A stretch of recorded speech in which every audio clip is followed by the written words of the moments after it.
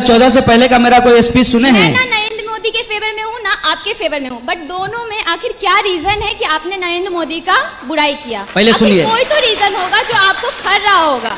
2014 के पहले का मेरा कोई स्पीच आपने सुना है? नहीं, मैं अभी आपको सुनी हूँ और अभी का मैं आपको तो अभी आप क्यों सुन रहे हैं? क्योंकि अभी आपको मीडिया कह रहा है कि सुनिए, इसलिए आप सुन रहे हैं। इतने अच्छा बोला, इतने अच्छा आपने विचार प्रकट किया, बट आखिर कोई तो रीजन होगा जिसके कारण आपको नरेंद्र मोदी का कुछ बुरा लग रहा होगा कि नहीं, नरेंद्र मोदी इस चीज में बुरे हैं। इस सवाल का जवाब आपने दिया हुआ है। सिंपल इसका जवाब मैं बार बार देता हूं। नरेंद्र मोदी आज देश के प्रधानमंत्री हैं और बतौर नागरिक हम आज के प्रधानमंत्री से सवाल करेंगे, देश के पहले प्रधानमंत्री से सवाल नहीं करेंगे।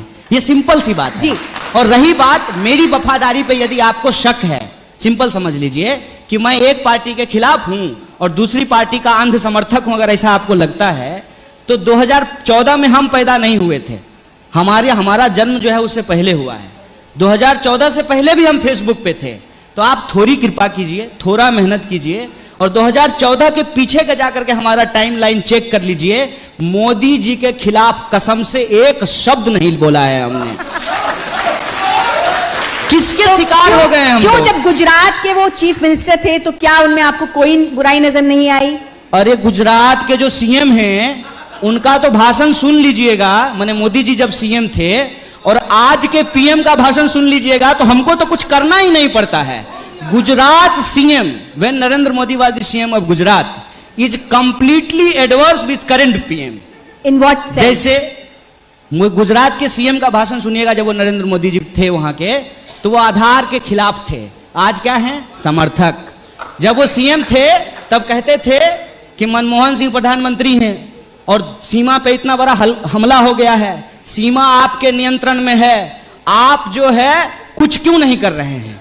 नहीं, आज बात सीधे पलट दी है। तीसरा सवाल, हाँ। जीएसटी का विरोध करते थे मोदी जी, वो अपनी विपक्ष आज की समर्थन भूमिका करना ही निभा नहीं रहे कर थे, रहे पर हैं। नरेंद्र मोदी की पेट्रोल का जब दाम बढ़ता था, पेट्रोल का जब दाम बढ़ता था तो वो प्रधानमंत्री से इस्तीफा मांगते थे और स्मृति जी अपना चूड़ी भेजते थे प्रधानमंत्री को। आज क्या कर रहे हैं? ठीक है, पर कन्हैया, 2000 देश 2014 में नहीं बना है, देश का इतिहास हजारों साल पुराना है। ये इनकी बेईमानी है कि ये इतिहास को 2014 से देखना चाहते हैं। नहीं, पर 2014 से पहले भी, 2014 से पहले भी इस देश का प्रधानमंत्री का विरोध हुआ है। क्या इस देश में इंदिरा गांधी जी का विरोध नहीं हुआ? पीवी नरसिम्हा राव का विरोध नहीं हुआ? मनमोहन सिंह जी का विरोध नहीं हुआ? तो मोदी जी का विरोध कर रहे हैं तो कौन सा अपराध कर दिए हैं ये तो बताइए। मोदी जी देश है क्या? मोदी जी देश नहीं है ना, तो मोदी जी का विरोध करना देश विरोध कैसे हो गया, ये हमको समझा दीजिए जरा सा। सत्ता का खेल इस रूप में है कि किसी एक ऐसे व्यक्ति को देश में हो रही सारी समस्याओं का जिम्मेदार ठहराया जाए जो अपने बचाव में कुछ बोल ना पाए। जैसे नेहरू जी, उनकी हालत तो हमसे भी ज्यादा खराब है। हम तो कम से कम यहां आकर के अपना पक्ष रख रहे हैं, नेहरू जी का पक्ष कौन रखेगा? मुंबई में पुल गिर गया, कुछ लोग नेहरू जी को जिम्मेदार ठहरा रहे हैं। मसूद अजहर को ग्लोबल टेररिस्ट घोषित नहीं किया यूएन, और उसमें चाइना ने खिलाफ में वोटिंग की, वीटो का इस्तेमाल किया, लोग नेहरू जी को कोस रहे हैं। तो हमारे प्रधानमंत्री जब झूला झूल रहे थे चीन के राष्ट्रपति के साथ, तो कान में कह देते कि मसूद अजहर को इस बार कर दीजिएगा आतंकवादी घोषित। एक सवाल मेरा ये बनता है कि आखिर आपको नरेंद्र मोदी से दिक्कत क्या है? आपकी टाइमलाइन भरी रहती है, राहुल गांधी के खिलाफ आपने कभी एक लफ्ज नहीं बोला।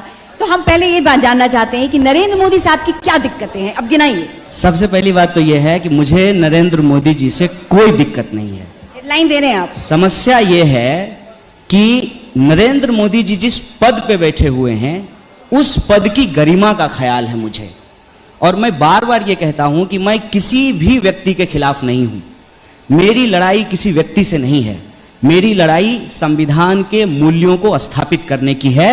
और मैं समझता हूं कि इस देश की सरकार संवैधानिक मूल्यों के खिलाफ है, तो जब हम संवैधानिक मूल्यों की बात करते हैं वो अपने खिलाफ इस बात को समझ लेते हैं। और इसको मैं इस रूप में कहता हूं, और ये बहुत गंभीर बात है, इस देश में अंग्रेज जो काम अधूरा छोड़कर गए थे, अंग्रेजों की चापलूसी करने वाले उस काम को आज पूरा कर रहे हैं। देश की हालत आज ऐसी हो गई है कि आप अगर 1947 के बंटवारे का तुलना करेंगे आज की परिस्थिति से, तो आपको लगेगा कि देश ज्यादा खतरनाक परिस्थिति से गुजर रहा है।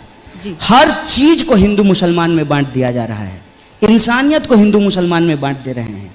अगर आप किसी आतंकवादी घटना की आलोचना करेंगे तो आपसे यह पूछा जाएगा कि अच्छा ये बताओ, वो वाला जो आतंकवादी घटना हुआ था तुमने उसकी आलोचना क्यों नहीं की थी? जी। है कई बार क्या होता है मैडम कि गधा जब घास को चर रहा होता है तो बहुत जोर जोर से उसको उखाड़ता है और उसको लगता है कि वो दुब्भी को, बिहार में दुब्भी कहते हैं उस घास को, कि जड़ से उखाड़ दिया है। लेकिन अगली बार गधा फिर उसी मैदान में चरने के लिए आता है। विचारधारा जो हमारी है वो शोषण के खिलाफ है, और जब तक समाज में शोषण रहेगा, शोषण के खिलाफ हमारी लड़ाई भी रहेगी। और जहां तक प्रासंगिकता का सवाल है, मैंने पहले ही कहा आपको कि मुझे यूं ही पकड़ करके जेल में नहीं डाल दिया गया है, कल को आपको भी नक्सली और देशद्रोही कहा जा सकता है। आप तर्कपूर्ण बात करना शुरू कीजिए। आज के डेट में इस देश में किसको देशद्रोही नहीं कहा गया? अमर्त्य सेन को देशद्रोही कहा गया, फिल्म में काम करने वाले अभिनेताओं को देशद्रोही कहा गया, तो ये पत्रकारों को देशद्रोही कहा गया। ये हमारी सीधी समझदारी है कि आज के वक्त में भाजपा एक संविधान विरोधी ताकत है, और ये इतिहास उठा करके देख लीजिए। अगर हम गलत बोल रहे हैं, ऑन रिकॉर्ड है, भाजपा हमारे ऊपर मानहानि का मुकदमा कर सकती है। भाजपा एक संविधान विरोधी ताकत है, और अभी की इतिहास को मैं छोड़ देता हूं कि उन्होंने संविधान को मानने से मना कर दिया, तिरंगा झंडे को जलाया, इन बातों को हम छोड़ देते हैं। अभी दिल्ली में दिन दहाड़े संविधान की कॉपी जलाई गई, और उस मामले में ना पुलिस ने कोई एफआईआर किया, ना किसी की गिरफ्तारी हुई, और बाबा साहब भीमराव अंबेडकर मुर्दाबाद के नारे लगाए गए। इसलिए मैं कहता हूं कि जो संविधान विरोधी ताकतें हैं, सरकार सीधे तौर पे उसको प्रश्रय देती है। ऐसी परिस्थिति में आप क्या ऐसी परिस्थिति में ऑल्टरनेटिव लेकर आ रहे हैं?